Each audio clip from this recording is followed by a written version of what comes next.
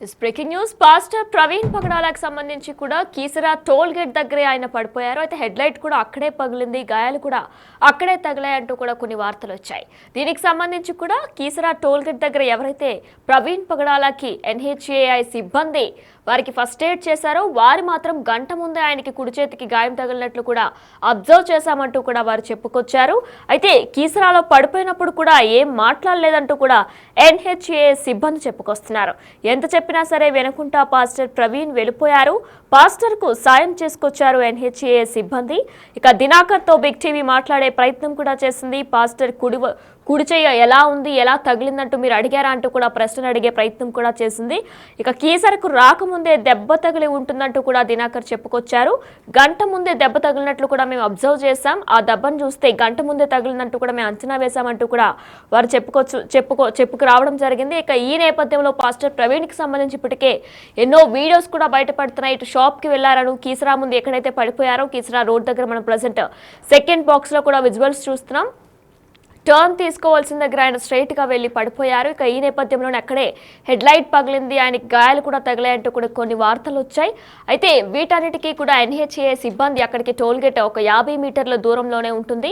వారు వచ్చి పాస్టర్ ప్రవీణ్ కి అప్పుడు వైద్యం కూడా అందించారు, ఫస్ట్ ఎయిడ్ కూడా చేశారు.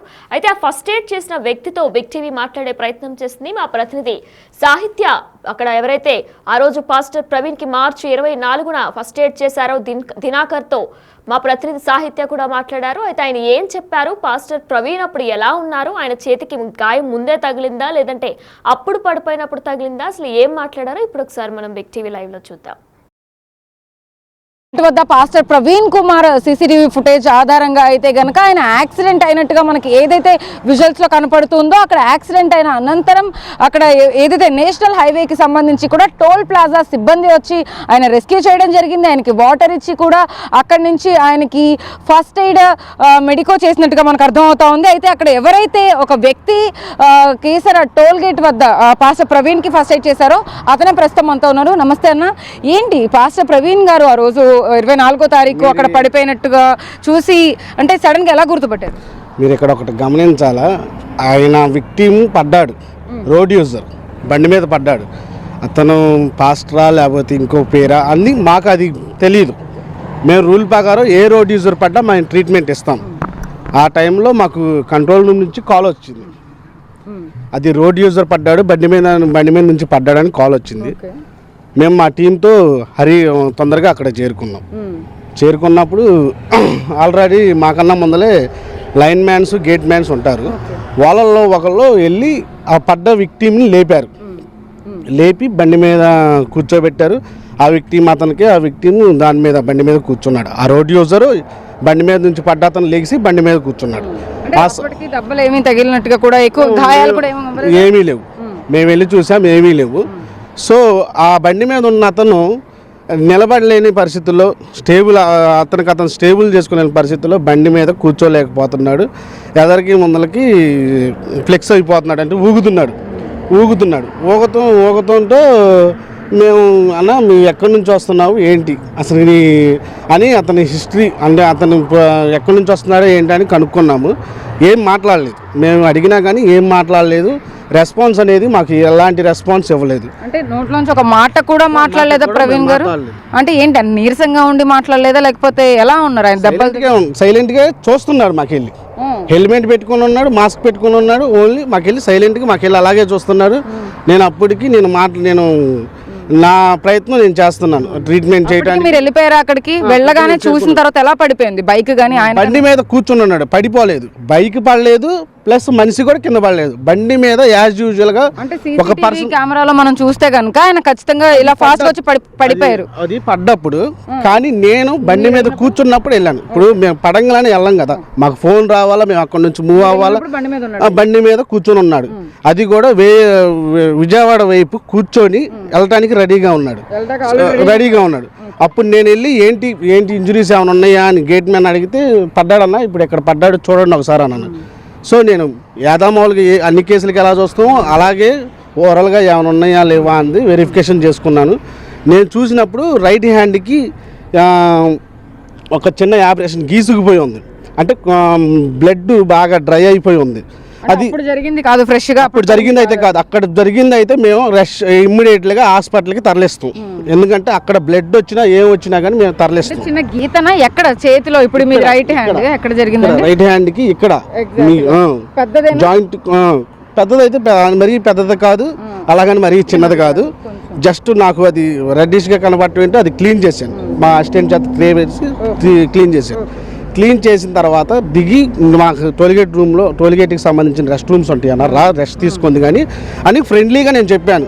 ఫ్రెండ్లీగా దిగుతాడేమో అని చెప్పేసి రాన్న రెస్ట్ తీసుకుంది కానీ ల్యాప్టాప్స్ ఎక్కడో పడిపోతాయి, నువ్వు కూడా ఎక్కడో పడతావు, నువ్వు ఎక్కువ దూరం కూడా వెళ్ళావు. నువ్వు ల్యాప్టాప్లు ఉన్నాయా లేకపోతే ఏం సామాగ్రి తీసుకెళ్తున్నట్టు మీరు గమనించారు? ఎలక్ట్రిక్ గ్యాజెట్స్ కంపల్సరీగా, ఎందుకంటే నేను ఒకసారి వెనక్కి వెళ్ళి అసలు ఆ బ్యాగ్స్ ఒక సైడ్ కొరుగున్నాయి, ఆ ఎలక్ట్రిక్ గ్యాజెట్స్ అని నేను గమనించాను. బ్యాగ్ లో పెట్టుకొని ఒక థ్రెడ్ తో టై చేస్తుంది, ఒక సైడ్ కొరుగున్నాయి. సో నేను ఆ బిలాంగింగ్స్ గమనించే పోతాయి అన్న, ఎక్కడో కట్ట రెస్ట్ తీసుకో, మాకు రెస్ట్ రూమ్స్ ఉన్నాయి, రెస్ట్ తీసుకో అన్నాను. అయినా కానీ మాకు వెళ్ళి చూసాడు, ఎలాంటి రెస్పాన్స్ ఇవ్వలేదు. మాకు మనకి హెల్మెట్ తీవని అడిగాను, ప్లస్ మాస్క్ తీవని అడిగాను, ఎలాంటి రెస్పాన్స్ ఇవ్వలేదు. వాటర్ కానీ ఏమైనా తీసుకున్నారు ఇక్కడికి వచ్చి? అది మేమేమి వాటర్ కానీ ఫుడ్ కానీ మేమేమి ఇవ్వలేదు. అది వాటర్ ఇవ్వలేదు, ఫుడ్ ఇవ్వలేదు, మేమేమి ఇవ్వలేదు. జస్ట్ మేము అసలు నోరు తెరిచి మాట్లాడలేదు కదా, అసలు ఆయన ఒక్క మాట మాట్లాడలేదు. బండి మీద కూర్చున్నాడు, మేము పర్సన్ బండి మీద కూర్చుంటే మేము అతన్ని దిగి రెస్ట్ తీసుకుంటానికి అడిగాము. సో అతను అదే సమయంలో నేను మాట్లాడుతున్నాను కానీ కిక్ కొడుతున్నాడు, స్టార్ట్ అవ్వలేదు. బుల్లెట్ బండి కిక్ కొడుతున్నాడు, స్టార్ట్ అవ్వలేదు. కుసేపు కొట్టాడు, తర్వాత కిక్ ఆన్ అండ్ ఆఫ్ చేసి సెల్ఫ్ కొడితే స్టార్ట్ అయింది. అది అప్పుడు మేము గమనించింది ఏంటంటే ఆల్రెడీ ఆ బండి పడిన సమయంలో ఎదర డూమ్ లైట్ కూడా ఊడి ఏలాడబడుతుంది. రాయల్ ఎన్ఫీల్డ్ బండి లాగా మీరు గమనించారా? అది బండికి ఏమైనా ఎదురు లైట్ ఏదైతే ఉంటుందో అది ఊడి ఏలాడబడుతుంది.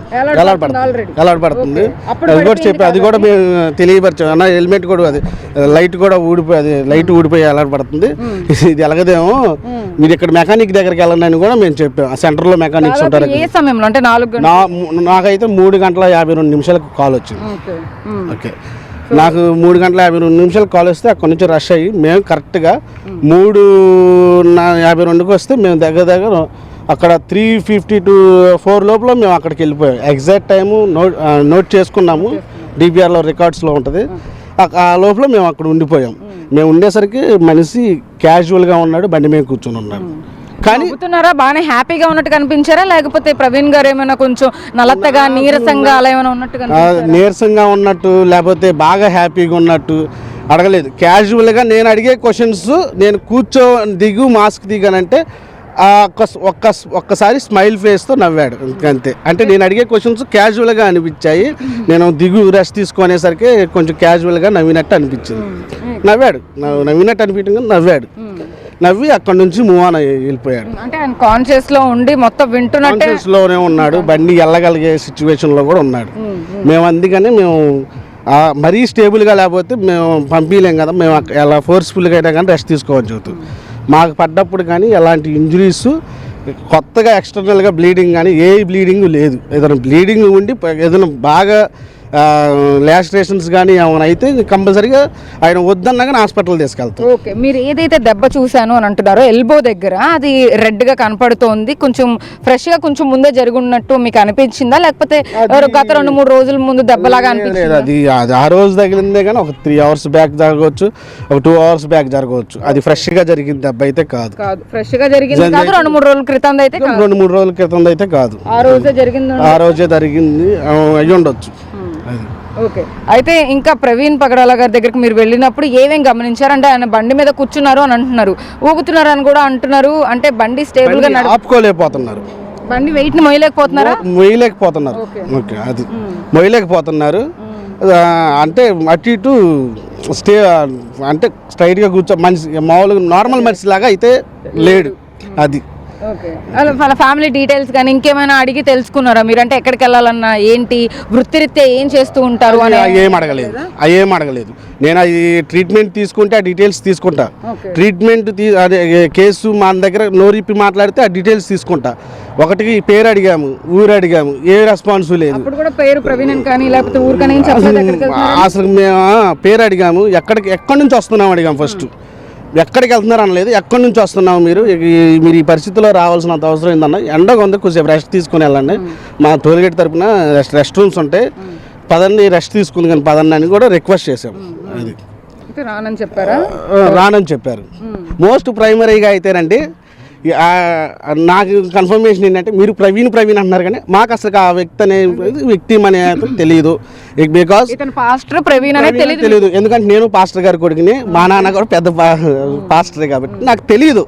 నేను రోడ్ యూజర్కి ట్రీట్మెంట్ ఇస్తున్నాను. మీరు పదే ప్రవీణ్ అంటే అది నాకు అది కాంట్రవర్సీ అవుతుంది. కానీ మీరు చెప్పేది మీకోసం చూసుకోబాకండి. అది నాకు యాక్సిడెంట్ అనే దానిపైన ఇప్పుడు పోలీసులు పడ్డాడు, రోడ్ యూజర్ పడ్డాడు. వన్ ఫైన్ ఈవినింగ్ మాకు ఆఫీస్ నుంచి కాల్ వచ్చింది. నాకు కాల్ వచ్చినప్పుడు బండి దినాకర్ పలానా చాట విక్టిమ్ పడ్డాడు, ఫోటో తీసారా అన్నారు. ఒక ఫోటో తీసాను సార్ అన్నాను. ఫోటో తీసాను సార్, ఉందో లేదో చూడాలన్నాను. కంపెనీ ఫోన్లో చూస్తే ఉంది, అది పెట్టండి, ఈ పలానా కేసు జరుగుతుంది కదా దానికి దీనికి ఏమైనా మ్యాచ్ అయిద్దాం పెట్టండి అన్నారు. అది పెట్టిన తర్వాత ప్రాసెస్ పోలీసులు వచ్చారు. అది ఇది ఒకటే తమ్ముడు అడిగారా మిమ్మల్ని? అడిగారు, ఇదే ఎలా వెళ్ళావు ఏంటి, అసలు ఏ టైంకి రీచ్ అయ్యావు, అసలు ఆ పర్సన్ ఎలాగ ఉన్నాడు, స్టేబుల్గా ఉన్నాడా లేడా అంది అడిగారు. మేము ఎలాగైతే చూసాము, మాతో పాటు మేము ముగ్గురు రీచ్ అయ్యాము అక్కడికి. ఎలాగైతే చూసామో అలాగా వాళ్ళకి స్టేట్మెంట్ ఇవ్వటం కూడా జరిగింది.